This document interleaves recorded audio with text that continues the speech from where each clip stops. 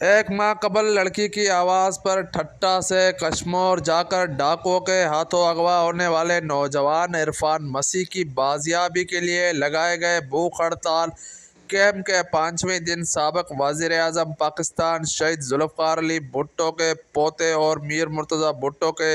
صاحبزادے Zulfiqar junior نے camp کا دورہ کیا اور مغوی کے وارثوں سے ملاقات کی۔ اس موقع پر جونیئر ذوالفقار نے بات چیت کرتے ہوئے کہا ہے کہ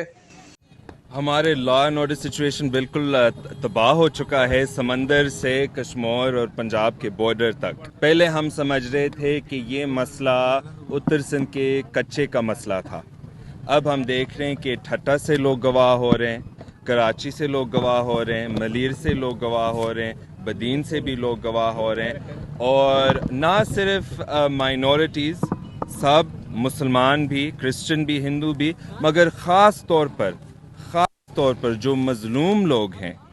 جن کے پاس نہ کوئی سیاسی طاقت ہے، نہ کوئی طرح کی پاور ہے یا بیکنگ ہے،